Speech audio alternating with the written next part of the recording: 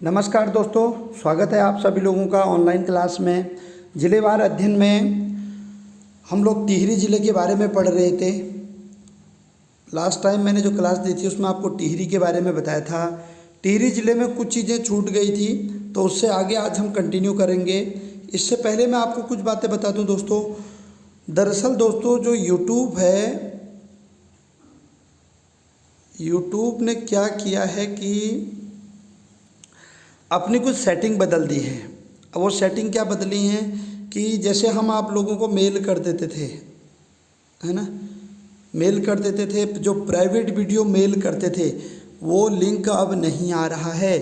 तो इसीलिए मैंने कल दिन भर परेशान रहा और कल तो वीडियो भी अपलोड नहीं हो रही थी, कुछ और भी दिक्कतें आ रही थी। तो मैंने आज सुबह, मुझे खुद ही फ़ोन आया था, गौरव भट्ट जी का भी फ़ोन आया था देहरादून से। तो वो ये कह रहे थे कि आपका तो 2-3 दिन से प्रॉब्लम कर रहा है। बोला मेरा करीब 20 दिन से ज़्यादा हो गए हैं ये प्रॉब्लम होते हुए।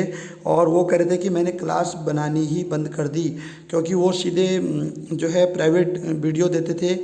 3500 रुपये फ़ीस जो है उन्होंने रखी थी, 3500 रुपये केवल उत्तराखंड पढ़ाने के लिए।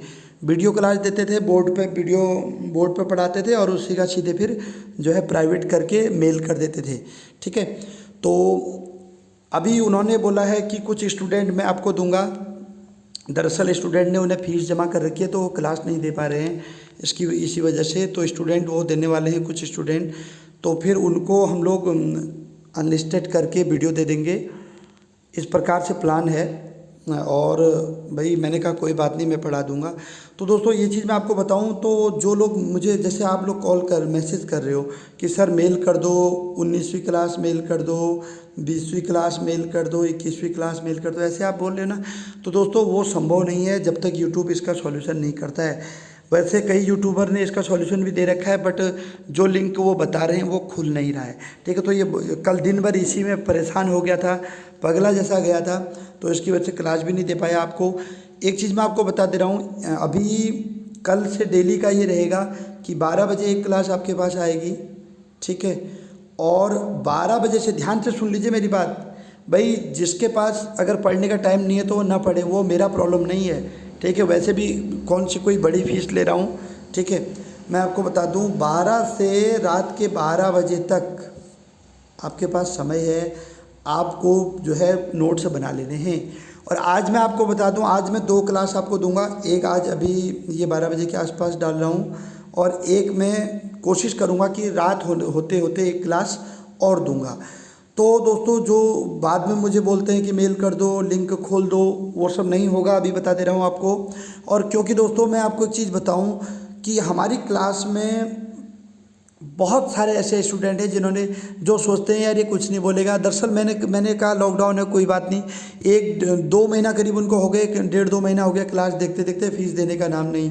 तो मैंने करीब 6 लोगों को कल क्लास से हटाया है। अभी भी क्लास में हैं कई लोग, लेकिन कई लोगों ने बोला है जैसे वास्तव में किसी का जेन्युइन प्रॉब्लम है ना। देखो वास्तव में कोई घर से बाहर फंसा हुआ है, वो प्रॉब्लम मैं भी समझता हूँ, लेकिन आदमी बोले तो सही, बताए तो सही। अब ये 6 लोग कैसे थे क्लास में कि कोई मैसेज भी करो तो कोई रिप्लाई नहीं। तो कल एक को मैसेज किया तो कह रहा है कि मैं तो आपकी क्लास देखता ही नहीं हूँ। अरे भाई तुम देखते ही नहीं हो तो डेली तो मैसेज सीन आता है आपका। ठीक है, तो तुम नहीं देख रहे हो तो व्यूज़ कहाँ से आ रहे हैं। तो मैं आपको बताऊँ 150-150 व्यूज़ आ जाते हैं, तो इसलिए मेरे को ये सब करना पड़ रहा है। आप लोग क्लास पढ़िए अच्छे से। हाँ, तो समय न बिताते हुए मैं आपको बताऊं, टिहरी ज़िले में एक मेला लगता है दोस्तों, मौड़ मेला। टिहरी जौनपुर में भी यह मेला लगता है और चकराता क्षेत्र में भी यह मेला लगता है, मौड़ मेला। मौड़ मेला क्या होता है दोस्तों, दरअसल मछली मारने का यह एक मेला होता है। यह मेला मुख्य तौर पर जौनपुर और चकराता क्षेत्र में लगता है। जौनपुर टिहरी वाले क्षेत्र में और चकराता क्षेत्र में लगता है, यानी जौनसारी लोग भी इसको करते हैं मौड़ मेले को।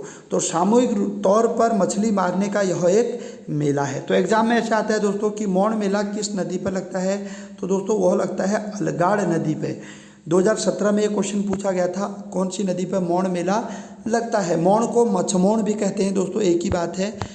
तो मौड़ शब्द का अर्थ होता है दोस्तों विष, यानी होता क्या है कि तिमूर की जो एक लकड़ी होती है या पत्ता होता है, उसको जो है पाउडर बना दिया जाता है कूट के, फिर उसको जो है थैले में बंद रख के ले जाते हैं, फिर नदी में डाल दिया जाता है और उससे क्या होता है मछलियाँ मर जाती हैं। आपको मैं बताऊँ, कई लोग मछली मारने के लिए ब्लीचिंग पाउडर का भी प्रयोग करते हैं, उससे भी मछलियाँ मर जाती हैं, लेकिन बहुत बड़े पैमाने पर छोटी मछलियाँ भी उसमें मर जाती हैं, बड़ा नुकसान होता है।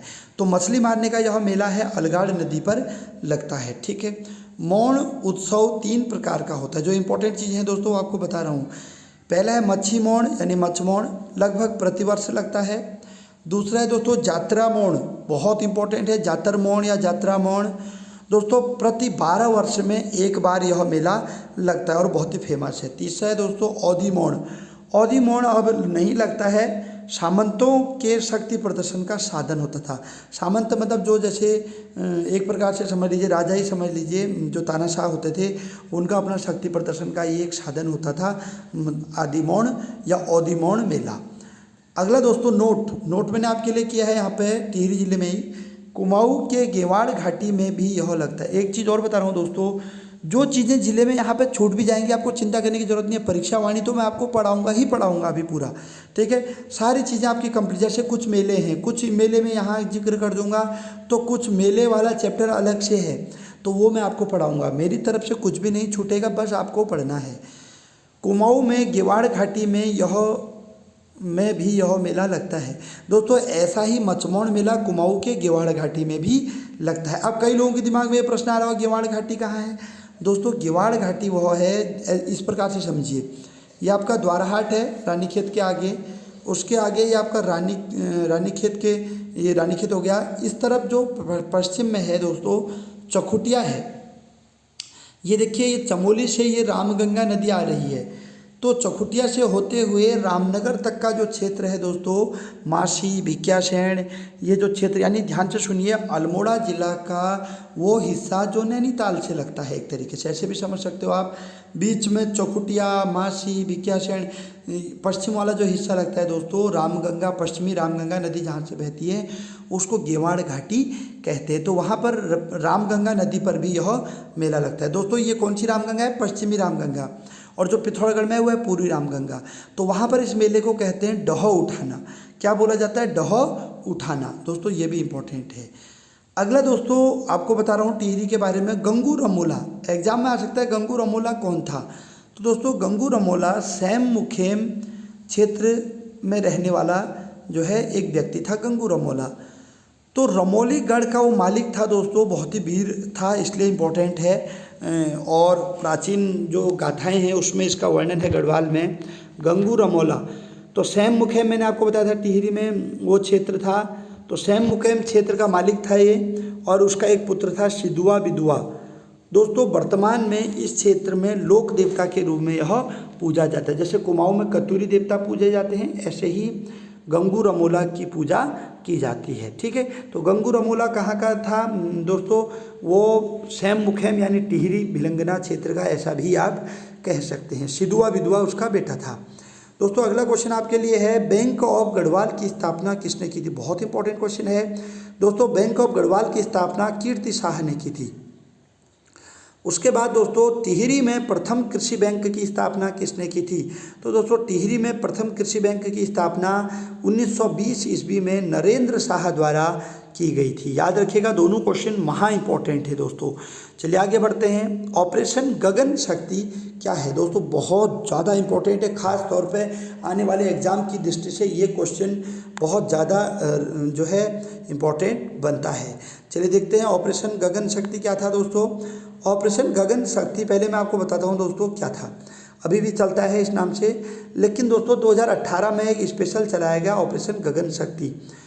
ये चाइना और पाकिस्तान को एक तरीके से अपनी शक्ति दिखाने का तरीका था। चाइना बॉर्डर है हमारे उत्तराखंड में, सभी को पता है, उत्तरकाशी हो गया, चमोली हो गया, पिथौरागढ़ हो गया, ये जो है उत्तरकाशी, और आप चमोली, उत्तरकाशी और पिथौरागढ़ चीन से लगने वाले बॉर्डर हैं। तो इसलिए दोस्तों टिहरी झील एवं चिन्याली सोन में सेना द्वारा एक अभियान चलाया गया 8 अप्रैल 2018 से 22 अप्रैल 2018 तक।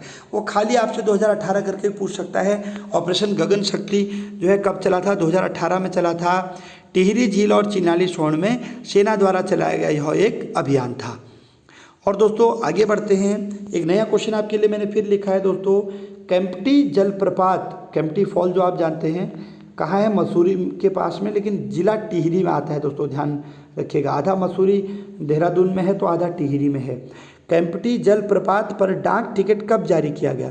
दोस्तों डाक टिकट जारी करने का मतलब ये होता है कि सरकार जो प्रसिद्ध स्थान होते हैं उनको डाक टिकट में छाप देती है। बहुत बड़ी बात होती है डाक टिकट छपना। तो दोस्तों डाक टिकट छपा था 2003 में केम्प्टी जलप्रपात पर।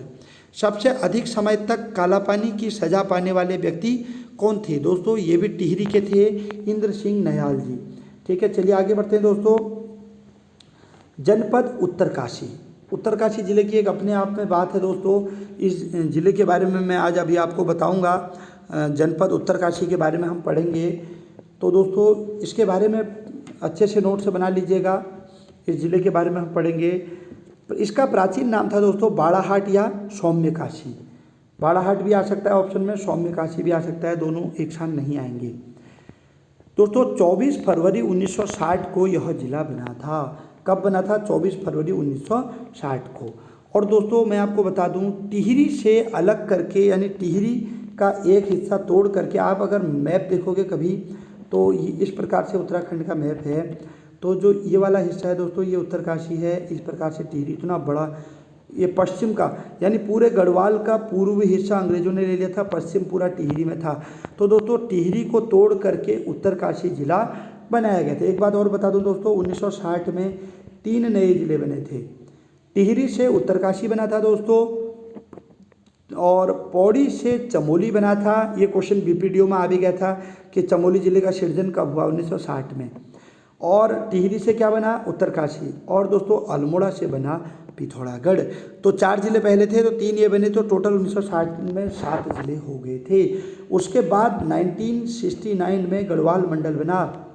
तो इन 7 जिलों में से 4 जिले गढ़वाल मंडल को दे दिए गए। कौन कौन?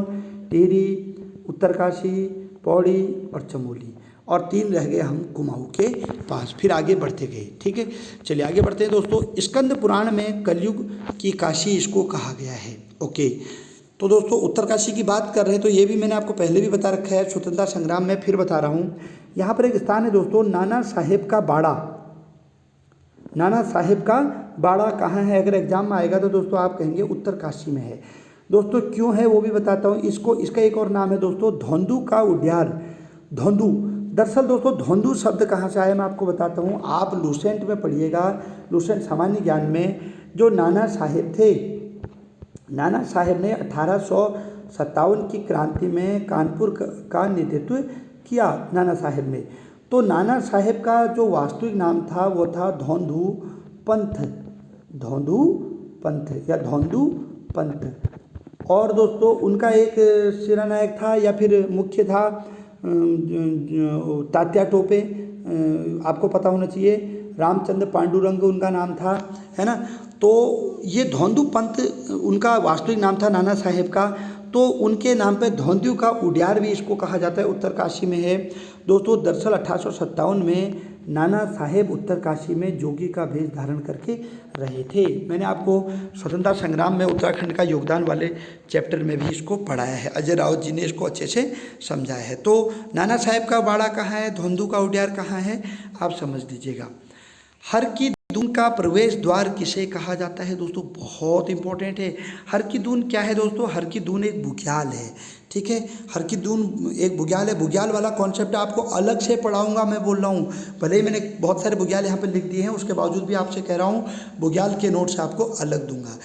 तो दोस्तों हर की दून बुग्याल जो उत्तरकाशी में है, यहाँ पर बटर फेस्टिवल भी होता है और गुड़ी उत्सव भी उसको बोलते हैं, यानी मक्खन की होली खेलते हैं वहाँ पे। उसका प्रवेश द्वार कहा जाता है दोस्तों पुरौला घाटी को। इम्पोर्टेंट है, ठीक है। पुरौला की लाइफ लाइन कमल नदी को कहा जाता है, मैंने बताया था आपको। गोविंद वन्यजीव अभयारण्य इसी पुरौला घाटी में है, हर की दून के मध्य में।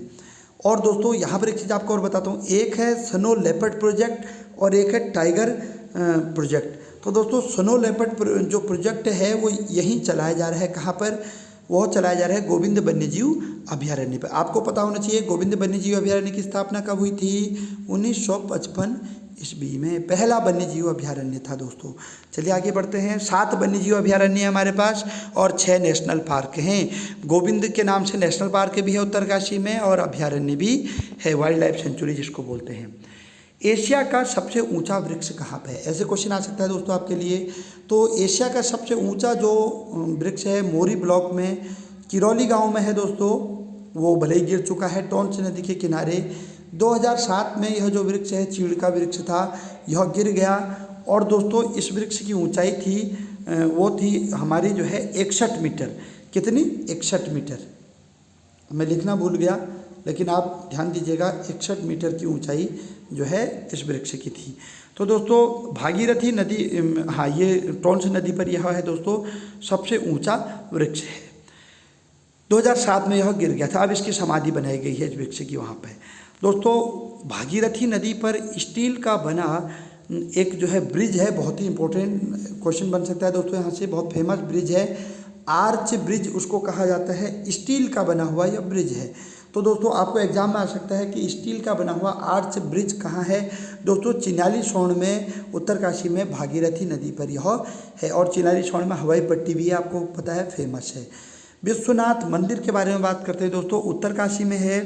राजा प्रद्युम्न शाह ने इसका जो है निर्माण किया था, या कह लीजिए पुनर्निर्माण किया था। कहा जाता है कि इससे पहले परशुराम ने बनाया था, लेकिन ऐसा कभी आता नहीं है एग्जाम में। वो आएगा तो आपको यही पूछेगा, ठीक है। परशुराम कौन थे ये भी क्लियर नहीं है, थे नहीं थे वो बात की बातें हैं। तो इसकी वजह से भी ऐसे क्वेश्चन एग्जाम में जब ऑप्शन देगा तो कभी भी एग्जाम में ऐसे ऑप्शन नहीं देगा शिव जी ने बनाया था, पार्वती ने बनाया था। कभी आप देख लीजिएगा एग्जाम में हनुमान ने बनाया था, ऐसा कभी नहीं होगा। किसी व्यक्ति का जिसका वास्तव में वर्णन होगा उसी पर आधारित प्रश्न पूछता है, इस बात का ध्यान आप रखिएगा। तो राजा प्रद्युम्न शाह ने उसको जो है बनाया। 1857 में रानी खनेती ने इसका जीर्णोद्धार किया था। रानी खनेती कौन थी दोस्तों? सुदर्शन शाह की पत्नी थी, ठीक है। और उसके बाद दोस्तों कत्यूरी शैली में यह मंदिर जो है बना हुआ है, बहुत फेमस है दोस्तों, ये क्वेश्चन बन सकता है। कंडार देवता की अष्टधातु से निर्मित मूर्ति भी यहीं पर है। कहाँ पे? उत्तरकाशी में। अगला जो टॉपिक है दोस्तों उत्तरकाशी का, शक्ति स्तंभ। दोस्तों हाईकोर्ट क्लर्क के पेपर में ये क्वेश्चन आया था, शक्ति स्तंभ। तो दोस्तों शक्ति स्तंभ जो है वो विश्वनाथ मंदिर के ठीक सामने है। 21 फीट ऊंचा जो है, लगभग 6 मीटर आप मान सकते हैं। ये त्रिशूल है। 3 श्लोक उस पर लिखे हुए हैं ब्राह्मी और शंख लिपि में। तो दोस्तों वहाँ क्वेश्चन पूछा गया था किस लिपि में है। ब्राह्मी तो ऑप्शन में था नहीं, शंख लिपि सही आंसर होगा दोस्तों। लेकिन कई बुकों में दोनों लिपियाँ लिखी हैं, इसलिए मैंने मेंशन कर दिया, जरूरी नहीं है, ये आपके लिए इंपॉर्टेंट है। शंख लिपि में जो है वहाँ पर लिखा गया है। इसमें अशोक चल्ल द्वारा केदार भूमि को जीतने का वर्णन किया गया। अशोक चल्ल कौन था दोस्तों? नेपाल का राजा था, ठीक है। अगला क्वेश्चन है दोस्तों मणिकर्णिका शिला। मणिकर्णिका घाट भी कहते हैं दोस्तों, मणिकर्णिका शिला भी कहते हैं। भागीरथी नदी पर उत्तरकाशी में यह है मणिकर्णिका शिला, ठीक है दोस्तों। तो अगला है दोस्तों कुटेटी देवी का मंदिर। कुटेटी देवी का जो मंदिर है दोस्तों ऐरावत पर्वत पर है। ऐरावत पर्वत कहाँ है ये भी आ सकता है। और कहाँ है? उत्तरकाशी में। आपको एग्जाम में ऐसे भी आ सकता है दोस्तों ऐरासूगढ़ का किला कहाँ है। तो ऐरासूगढ़ का किला पूछा जाए तो भी आपका आंसर होगा उत्तरकाशी में है। कुटेटी देवी मंदिर यहीं पर है ऐरावत पर्वत में। अगला दोस्तों मंजियाली का सूर्य मंदिर। आपको मैंने कल पलेठी का सूर्य मंदिर बताया था, कटारमल का सूर्य मंदिर भी बताएंगे, एग्जाम आया भी था। पलेठी पूछा गया था दोस्तों हाईकोर्ट क्लर्क के पेपर में। कटारमल का सूर्य मंदिर पूछा गया था वन विभाग के पेपर में। तो हो सकता है इस बार पूछ ले मंजियाली का सूर्य मंदिर। मंजियाली का सूर्य मंदिर दोस्तों मूसा देवी मंदिर भी कहा जाता है। पुष्पक शैली में बना हुआ एक मंदिर है, कमल नदी के किनारे उत्तरकाशी में है दोस्तों। वेरी इंपॉर्टेंट क्वेश्चन बन सकता है यहाँ से। अगला दोस्तों पाखू देवता का मंदिर का है। पौखू दोस्तों एक स्थान है पाखू। पाखू जो है पिथौरागढ़ के बागेश्वर बॉर्डर पे है। पिथौरागढ़ में बिल्कुल जहाँ पे बागेश्वर बॉर्डर है, बागेश्वर में ही आता है पाखू, ठीक है। लेकिन दोस्तों ये पाखू ना होके पौखू देवता का मंदिर है। पौखू देवता के मंदिर को उत्तरकाशी में गढ़वाल में न्याय का मंदिर भी कहा जाता है। और दोस्तों इसमें क्या है कि मंदिर की तरफ पीठ करके पूजा की जाती है। तो दोस्तों पौखू देवता का मंदिर भी उत्तरकाशी में है। मार्कंडेय ऋषि मंदिर दोस्तों उत्तरकाशी में है, सभी लोग जानते हैं। उसके बाद कुछ बुग्याल मैंने यहाँ उत्तरकाशी के इंपॉर्टेंट लिखे हैं दोस्तों, जो अन्य बुकों में नहीं हैं। कुछ इंपॉर्टेंट कुछ हैं, कुछ नहीं है, इसलिए इंपॉर्टेंट है। आगे मैं बुग्याल आपको पढ़ाऊंगा, ऐसी बात नहीं, फिर भी आप नोट करेंगे। हर्षिल बुग्याल, हर्षिल घाटी बहुत इंपॉर्टेंट है सेब के उत्पादन के लिए। कुछ कल्याण बुग्याल, सुरम्य बुग्याल, माझी वन बुग्याल, वेरी इंपॉर्टेंट बनता है दोस्तों ये क्वेश्चन। माझी वन बुग्याल, चायशील बुग्याल, चायशील बुग्याल भी बहुत ज़्यादा इंपॉर्टेंट है दोस्तों। देव दामिनी बुग्याल, केदार खर्क बुग्याल, रूपनौला बुग्याल, नोट कर लीजिएगा, ये बुग्याल सब उत्तरकाशी में है। इसके अलावा अन्य भी हैं, वो भी मैं आपको बताऊंगा। उसके बाद दोस्तों बात करते हैं चार धामों में गंगोत्री के बारे में। तो दोस्तों एक चीज़ मैं आपको फिर बता दूं यहाँ पे, है ना दोस्तों, चार धाम सभी लोग जानते हैं, चार धाम है हमारे उत्तराखंड में। तो ध्यान दीजिएगा कि सबसे कम ऊंचाई पर गंगोत्री है। ध्यान दीजिएगा, गंगोत्री जो है वो सबसे कम ऊंचाई पर है। तो दोस्तों इस प्रकार से आपको ध्यान होना चाहिए। और दोस्तों बाएं से दाएं इसका क्रम भी है, गंगोत्री, यमुनोत्री, केदारनाथ, बद्रीनाथ करके इसका सीक्वेंस है, ठीक है, आपको पता होना चाहिए। तो सबसे कम ऊंचाई पर कौन है? गंगोत्री है, मैं आपको बता दूं। उसके बाद जो है चमोली में जो बद्रीनाथ है वो है। उसके बाद तीसरे नंबर पर यमुनोत्री है, चौथे नंबर पर आपका है केदारनाथ, जो ऊंचाई के अनुसार है, पूछा जा सकता है। लेकिन एक चीज़ नोट कीजिएगा, ऊंचाई में आपको 2, 4, 5 मीटर ऊपर नीचे किसी बुक में कुछ लिखा होता है, किसी में, उससे कोई फर्क नहीं पड़ता। आपको राउंड फिगर में 10 मीटर की भी ऊंचाई पर भी अगर पता होगा कोई दिक्कत नहीं होती है, चिंता करने की आवश्यकता नहीं है। कोई ये मत कहना कि सर उसमें 38 लिखा है, इसमें 30 लिखा है, ऐसा नहीं है, बस आपको पता होना चाहिए। दोस्तों 3140 मीटर की ऊंचाई पर है गंगोत्री मंदिर, ठीक है दोस्तों। इस पर अलग अलग बुकों में अलग अलग भी दिया रहता है, आपको कन्फ्यूज होने की ज़रूरत नहीं है। 3140, कहीं 3133 भी दिया रहता है कि ऊंचाई पर है गंगोत्री मंदिर। 18वीं सदी में अमर सिंह थापा ने इसको बनाया था दोस्तों, और ये क्वेश्चन हाईकोर्ट क्लर्क के पेपर में आ गया था कि गंगोत्री माता का मंदिर किसने बनाया था? दोस्तों अमर सिंह थापा ने बनाया था। कत्यूरी शैली में यह मंदिर बना है दोस्तों। इसका जीर्णोद्धार जयपुर के राजा माधो सिंह ने किया था 1935 में। इसके जो दरवाजे हैं दोस्तों अक्षय तृतीया के दिन ही खुलते हैं। और दोस्तों एक बात ध्यान रखिएगा, ऋतु प्रवास जरूर पूछा जाता है। ऋतु प्रवास मतलब कि शरद ऋतु में इसकी पूजा कहाँ की जाती है? तो दोस्तों शीतकाल में इसकी पूजा की जाती है मुखुआ गांव में। मुखुआ गांव कहाँ है दोस्तों? जहाँ पर मार्कंडेय मंदिर है।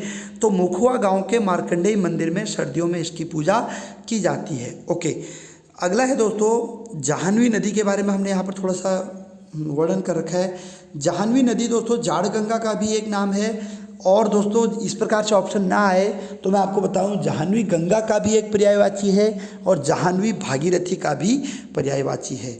ये एग्जाम में 2016 के बीपीडीओ में पूछा गया था कि निम्नलिखित में से जाह्नवी किसका पर्यायवाची है, किस नदी का नाम है? तो दोस्तों वहाँ जाड़ गंगा ऐसे तो ऑप्शन दे नहीं रखे थे, वहाँ दे रखे थे भागीरथी, अलकनंदा, भिलंगना, ऐसे ऑप्शन दे रखे थे। तो आंसर होगा हमारा भागीरथी, क्योंकि जाड़ गंगा भी भागीरथी में ही मिल जाती है। उसके बाद आगे बात करते हैं दोस्तों, फिर हम भैरव छाप नामक स्थान कहाँ है दोस्तों? भैरव घाटी में ही, उत्तरकाशी में। लंका नामक स्थान कहाँ है? उत्तरकाशी में। वेरी इंपॉर्टेंट क्वेश्चन बन सकता है। हर्षिल घाटी की हम बात करते हैं दोस्तों, राम तेरी गंगा मैली मूवी की शूटिंग यहाँ पे हुई।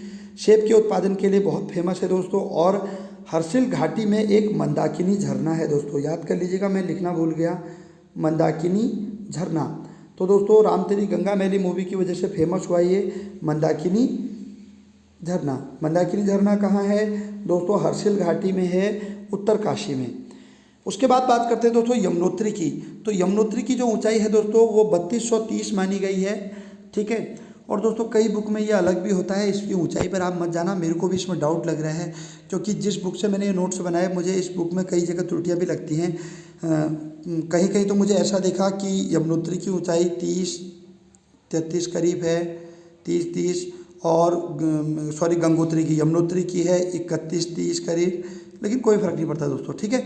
आप उस पर कन्फ्यूज मत होइएगा, 3230 मीटर की ऊंचाई पर। और दोस्तों कुलिंद पर्वत भी इसको कहा जाता है। एक बार मैं चेक भी कर लूँगा दोस्तों, अगर इसमें त्रुटि होगी ना तो मैं अभी ग्रुप में उसको जो है मेंशन कर दूँगा, चारों की ऊंचाई एक साथ। आप इसमें अन्यथा न लीजिएगा, मैं ग्रुप में इसको लिख दूँगा। मुझे लग रहा, डाउट हो रहा है इसमें तो कुछ न कुछ त्रुटि है, क्योंकि ये जो है अभी भगवान सिंह धामी जी की बुक से मैं देख रहा था, उसमें कमियाँ बहुत ज़्यादा हैं।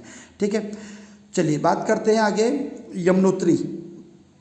यमुनोत्री की हम बात करते हैं दोस्तों। तो यमुनोत्री जो धाम है 4 धामों में से एक है। और दोस्तों मैं आपको बताऊं, भगवान सिंह धामी जी की बुक में त्रुटियां तो हैं, लेकिन बुक काफ़ी अच्छी है, उन्होंने काफ़ी मेहनत की है इसमें।